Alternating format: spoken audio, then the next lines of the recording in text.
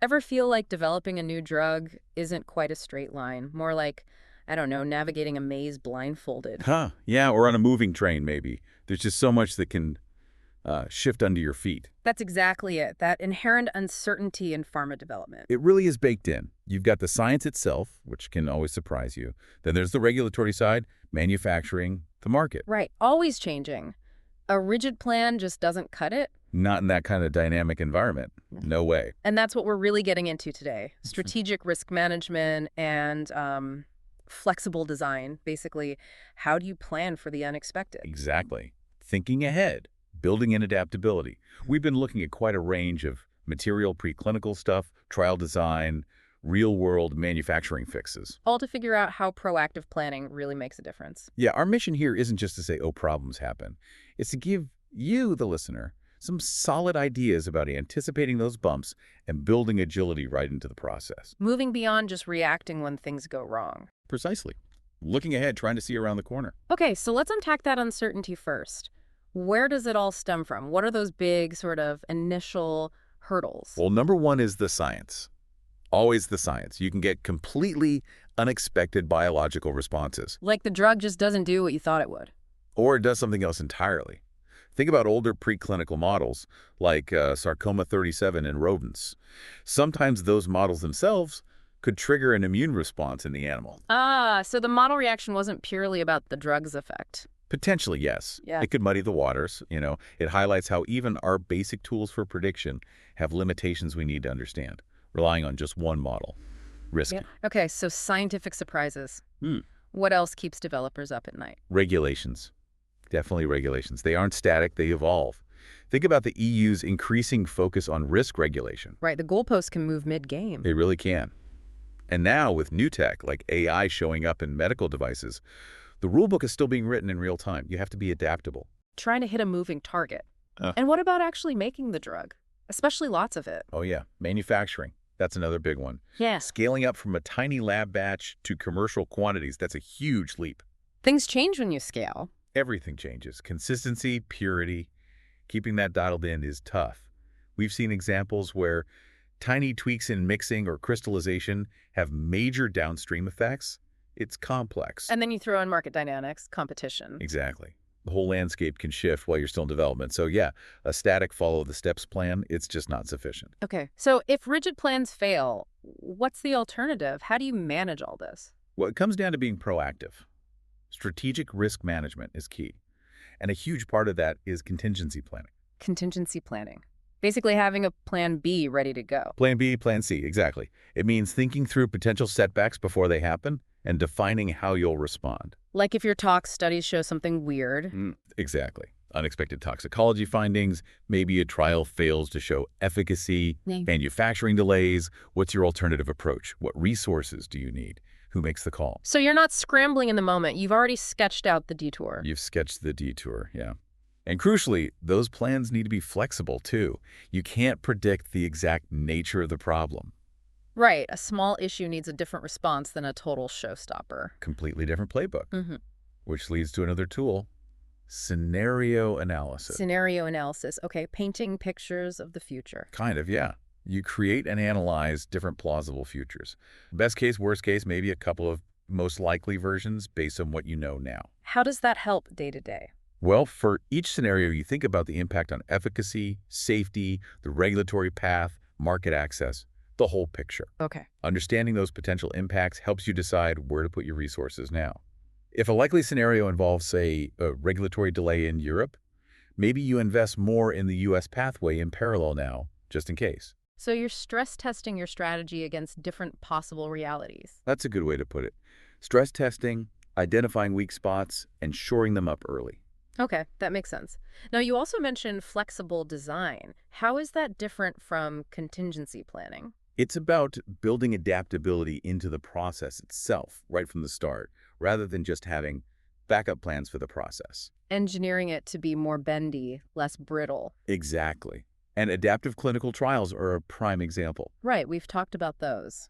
Remind us how they work. The core idea is allowing pre-planned changes during the trial based on the data coming in. Pre-planned being the key phrase there. Crucial. It's not making it up as you go.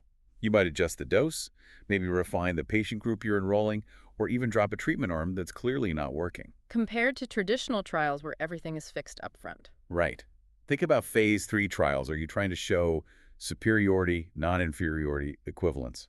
An adaptive design might let you shift focus slightly based on early results. Making it more efficient. Often, yes.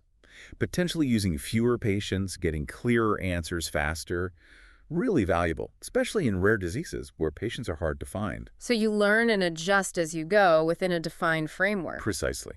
And that flexibility concept, it applies just as much to manufacturing. Flexible manufacturing. How does that work in such a tightly controlled environment?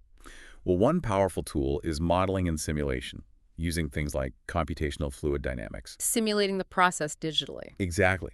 You can model how things might work at scale, anticipate mixing issues, test process changes virtually before you commit expensive resources in the real plant. It's like a dry run. A digital twin for your process, almost. Sort of, yeah. Helps you anticipate and troubleshoot. And alongside that is just deep process understanding, robust process development. Knowing your process inside and out. Thoroughly. Knowing the critical parameters, how they interact, that knowledge gives you the ability to make adjustments intelligently if you need to, like if a raw material batch varies slightly. And we see this in practice, like in the OPR&D literature. Oh, absolutely. Great examples there. Take GW641597X. The initial process wasn't ideal. What did they do? They systematically experimented, changed solvents, tweaked how things were added, found a better way to purify the product through crystallization. Big improvements in yield and safety. So they didn't just stick with version 1.0. Not at all. They were flexible, willing to rethink and optimize. That adaptability was key. Any other examples jump out? Yeah, the synthesis of sulfonamide 13. They used design of experiments, DOE. A structured way to test variables. Exactly. Systematically changing temperature, time, amounts to map out how everything affected the outcome. This let them find the sweet spot for yield and purity. Giving them that detailed map you mentioned earlier. Precisely. It gives you the control and the knowledge to adapt if things drift. And one more, facing a tough reaction, an olefin metathesis macrocyclization. Sounds complex, and it is. What happened there? The first catalyst didn't work well, so instead of giving up, they did extensive catalyst screening, tested lots of different options until they found one that did the job efficiently. So exploring alternatives when plan A hits a wall. It's that willingness to explore, to not be locked into one approach. That's flexibility in action. These examples really bring it home. It's not just theory. Absolutely not. And remember, regulators expect you to manage these changes properly. ICH guidelines like Q9, Q10, Q11 provide the framework for quality risk management and controlling changes, including impurities. So flexibility, yes, but within a controlled, documented system. Always. Rigor and adaptability have to go hand in hand. Yeah, okay, so looking ahead now. The landscape keeps changing. What's next in preparing for the unknown? Well, the pace isn't slowing down, is it? Think about AI and machine learning starting to permeate development. Huge potential there, but also new uncertainties, right? Especially on the regulatory side. Exactly. So preparing for the future means a real commitment to continuous learning, staying agile. We need to understand these new tools and be ready to adapt our strategies as they evolve. It's not a one-and-done adjustment. Not at all. It's an ongoing mindset. And underpinning all of this, good data, robust data collection, solid analysis like we've discussed regarding clinical trial fundamentals. Quality data fuels informed decisions. It's the bedrock. You can't manage risks or adapt effectively without reliable data guiding you.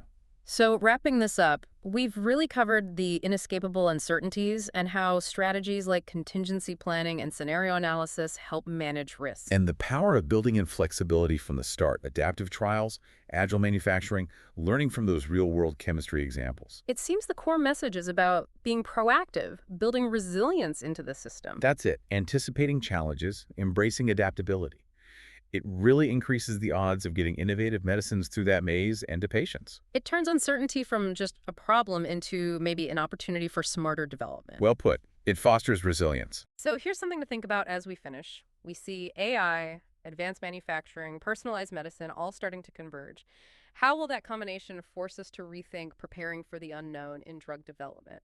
What new kinds of risk management, what new forms of flexibility will we need as these fields blend together? And maybe consider, how do these ideas of planning and adapting apply even beyond pharma in whatever field you work in or are interested in? How do you prepare for your unknowns?